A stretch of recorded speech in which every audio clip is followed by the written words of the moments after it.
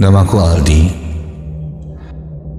Aku seorang mahasiswa tingkat akhir di salah satu universitas di kota Bandung. Aku adalah anak pertama dari 2 bersaudara. Sejak lahir, aku tinggal di daerah Bandung Selatan. Daerah yang terbilang padat dengan penduduk dan rawan dengan banjir. Jadi sudah tidak aneh lagi rasanya jika memasuki musim hujan, aku dan keluarga pasti harus berhadapan dengan banjir yang melanda daerah ini. Namun karena kami sudah merasa lelah dengan hal itu, ayahku memutuskan untuk pindah rumah saja. Karena saat itu kebetulan juga ayahku sedang mendapatkan rezeki untuk bisa membeli rumah yang baru. Lokasi rumah kami yang baru berada di daerah Bandung Timur. Aku tinggal bersama satu adik perempuanku dan kedua orang tuaku. Seminggu semenjak aku pindah, semua masih berjalan normal saja. Sejauh ini, aku tidak mengalami hal-hal yang aneh di rumah baruku itu. Sampai semua itu berubah ketika saat itu di siang hari, keadaan rumah baruku bisa dibilang cukup sepi. Di rumah hanya ada aku yang sedang duduk santai di ruang tengah sambil menonton TV, dan adikku yang sedang sibuk di kamarnya. Sedangkan ibu dan ayah sedang keluar rumah karena ada urusan sebentar.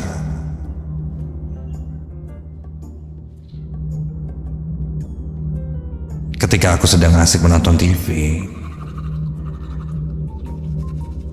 aku sedikit dibuat heran dengan cermin hias yang ada di ruang tengah ini.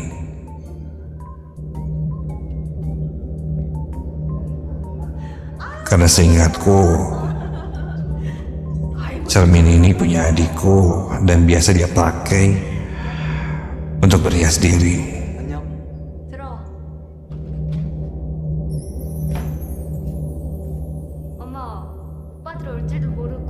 Dek, kok ini cermin ada di ruang tengah ya? Dek, adek. Apa sih? Aku coba memanggil adikku yang sepertinya sedang ada di dalam kamarnya. Namun tidak ada jawaban. Oh, nyaut sih. Lagi tidur kali ya. Yaudahlah. Karena haus, aku pun berjalan ke dapur untuk mengambil air minum. Aku membuka kulkas dan mengambil botol minum yang ada saat itu. Namun ketika aku sedang menuangkan air ke dalam gelas, tiba-tiba aku dikagetkan dengan seseorang yang menepuk pundakku dari belakang. Dan ketika aku lihat, ternyata itu adikku. Ya ampun, ngagetin aja sih. Dia tadi kemana coba? Kakak panggil gak nyaut-nyaut. Itu tuh, cermin kamu kenapa belum dipindahin ke kamar? Masih ada di ruang tengah. Ketika aku menanyakan hal itu, adikku hanya terdiam dan langsung mengajakku kembali ke ruang tengah. Kulihat wajahnya terlihat cukup serius untuk mengajakku mengobrol.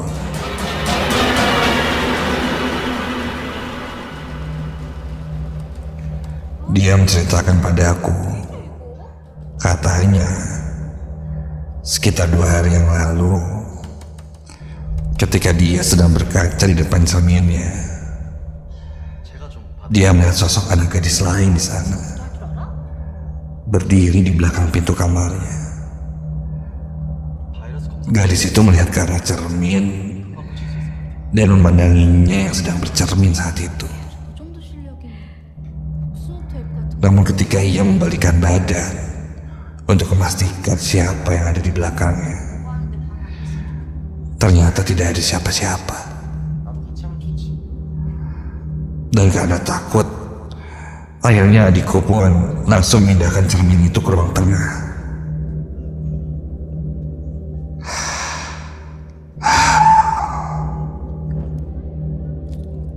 Mendengar itu, aku pun sedikit merinding dan keheranan.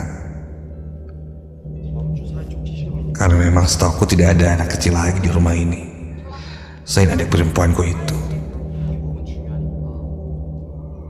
Jika digambarkan, rumah baruku ini memang terbilang terlalu besar untuk ukuran keluarga dengan jumlah 4 orang. Tapi ya mau bagaimana lagi, ayahku memutuskan untuk tinggal di sini. Ya, memang lebih nyaman dari rumahku yang sebelumnya, dan yang pastinya aman jika musim hujan. Namun rumah sebesar ini katanya dijual sangat murah. Jadi ayah memaksa untuk pindah ke rumah ini. Entah kenapa. Kembali ke adikku, aku tak banyak komentar dengan semua cerita adikku itu. Aku hanya menasihatinya untuk selalu waspada saja. Apalagi kita, ya, penghuni baru di rumah itu. Takutnya memang ada tetangga yang sering iseng masuk ke rumah dan mengajak adikku bermain, tapi malu-malu. Ya, hal-hal seperti itulah. Singkat cerita, waktu pun berlalu. Tak terasa jauh menunjukkan jam 8 malam. Semakin malam, kulihat suasana sekitar rumah semakin sepi. Kulihat ayah dan ibuku belum juga pulang, dan adikku sudah tidur di kamarnya. Hanya suara dari acara TV saja yang kudengar. Sesekali kudengar suara petir di luar rumah.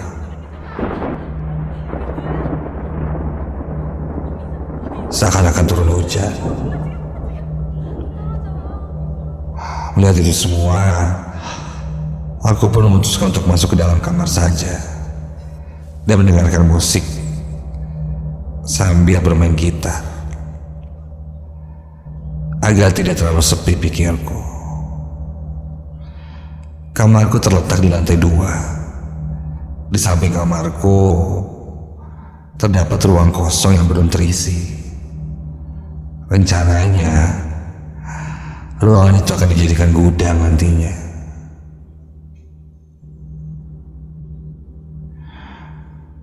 Untuk mengusir kebosananku, aku pun bermain gitar listrik sambil mendengarkan lagu-lagu rock yang kusuka. Kubesarkan volume musik yang kudengar saat itu. Karena kamar adikku berada di lantai bawah, jadi kupikir tidak akan terlalu mengganggu juga.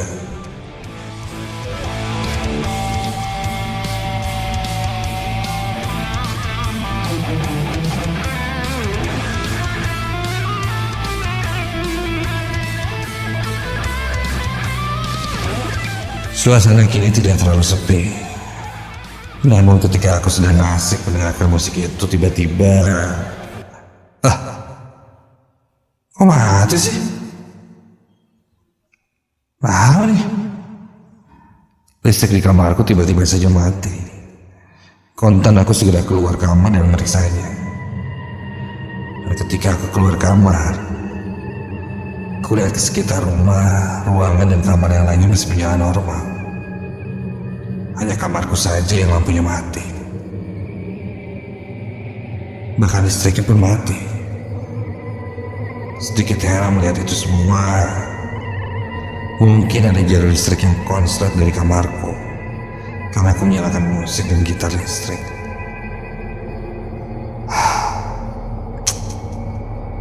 Alhamdulillah. Dengan sedikit kesal, aku pun melangkahkan kakiku menuju ke bawah untuk mengecek saklar listrik utama yang berada di dekat dapur. Namun ketika aku baru saja menuruni tangga, tiba-tiba nyala lagi. Ku dengar musik yang tadi ku dengar itu menyala kembali dari kamarku. Namun kali ini volumenya sedikit pelan dari sebelumnya.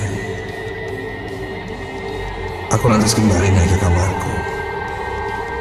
Namun ketika baru saja aku akan naik, samar terdengar seperti ada suara-suara.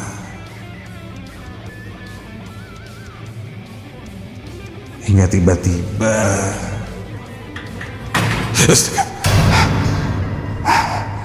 ada suara seperti pintu dibanting dari arah kamarku. Sontak aku kaget dan segera berlari menuju kamar. Dan setelah sampai di depan kamar, kulihat pintu kamarku itu sudah tertutup rapat. Padahal aku ingat sekali sejak aku keluar kamar, aku tidak menutup pintu itu. Berarti suara pintu yang dibanting itu adalah pintu kamarku. Dari arah dalam kamarku itu, aku masih mendengarkan suara musik yang kini terdengar cukup perlahan.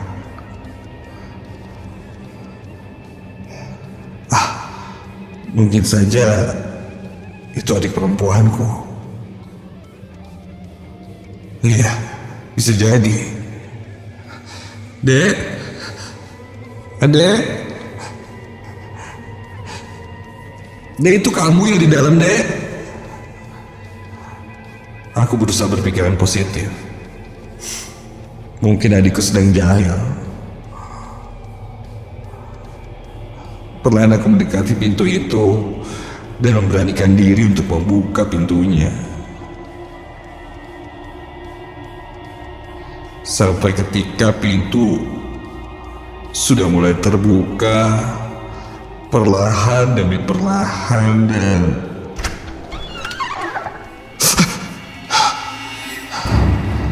tidak ada siapa-siapa. Kini kulihat keadaan kamarku agak sedikit aneh dari sebelumnya. Situasi kamar yang tadi sedikit berantakan kini sudah terlihat rapi.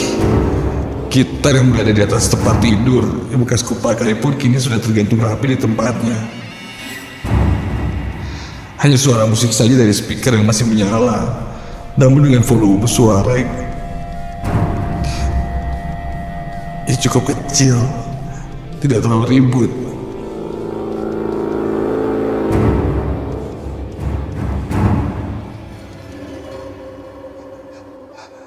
Kok bisa? Kan tadi gitar di atas kasur, sekarang siapa yang pindahin ya? Aku sedikit keheranan dan sedikit mulai ketakutan. Apa ada orang asing, orang jahat yang masuk ke dalam rumah? Begitu pikirku. Sekali lagi kulihat sekitar untuk memastikan siapa tahu memang ada orang lain di kamarku. Namun memang jelas tidak ada siapa-siapa. Lalu siapa yang membereskan ini semua?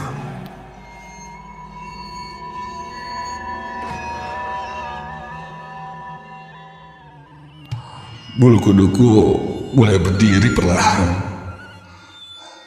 Tanpa pikir panjang, aku lekas mematikan musik dan menutup pintu dan bergegas turun ke bawah. Di ruang tengah, aku nyalakan TV. Kurubahkan badanku di atas sofa sambil menunggu orang tuaku datang saja.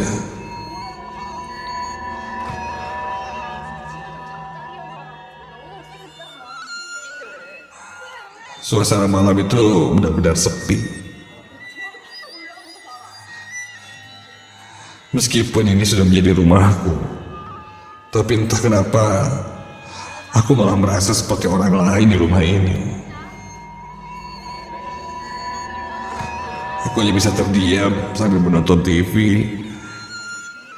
Dan tak berapa lama kemudian, aku pun terlelap di atas sofa itu. Entah untuk berapa lama.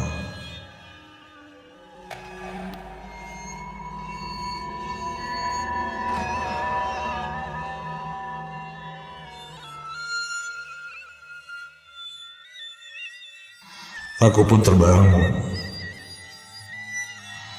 Dan ketika terbangun,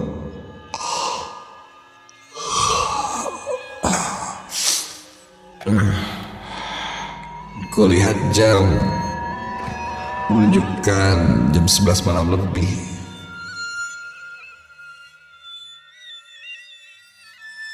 Aku pun beranjak ke toilet sambil meriksa kamar orang tua aku. Siapa tahu mereka sudah pulang.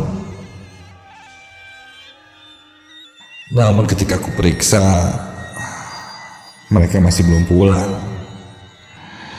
Kulihat ke kamar adikku, sudah tertidur terlelap. Aku melanjutkan langkahku ke toilet. Sebuah air kecil.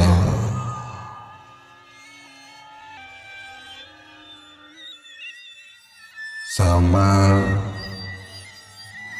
ku dengar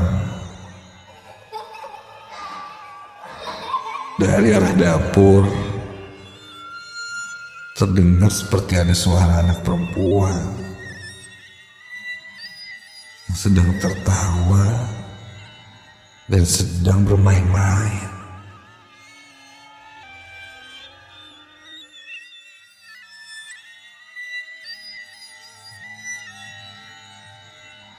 Aku pun sedikit terkejut mendengar itu, karena aku tahu jika itu adikku. Baru saja tadi kulihat dia sedang tertidur di kamarnya. Atau mungkin memang dia sudah bangun dan mencari makan di dapur ya, karena lapar. Setelah aku bergegas keluar dari toilet untuk memastikannya. Kulihat dapur dan lampunya menyala. Aku pun mendekati pintu dapur, mencari asal suara itu. Dan begitu aku masuk ke dapur, astaga, ya Tuhan, itu apa? Pandanganku teralihkan ketika aku melihat sesosok bayangan hitam di sudut ruangan dapur ini. Kulihat terus sampai lama-kelamaan bayangan itu terlihat seperti sosok anak kecil. Iya, anak kecil. Sampai anak kecil itu kini berdiri membelakangiku.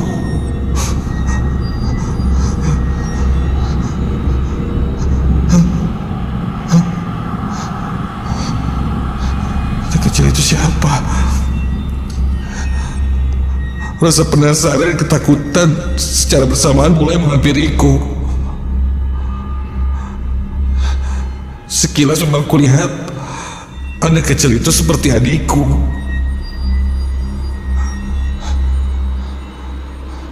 Aku pun beranikan diri untuk lebih mendekatinya. Dek,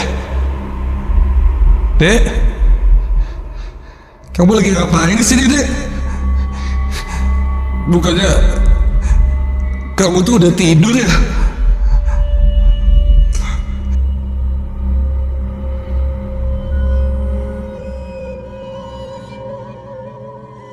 Dan ketika aku menepuk pundaknya, astaga, anak kecil itu tiba-tiba membalikkan mukanya dan tepat di hadapanku.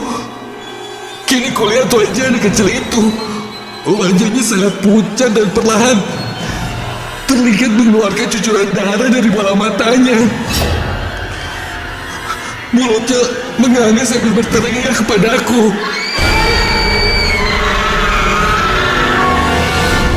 Kakiku pun lemas, tak bisa digerakkan. Aku hanya bisa menjamkan mataku sambil mengucapkan doa. Jangan ganggu, jangan ganggu, jangan ganggu. Sampai akhirnya ketika ku buka mataku, sosok anak kecil itu pun sudah hilang. Aku segera berlari ke ruang tengah. Ketika sampai di ruang tengah,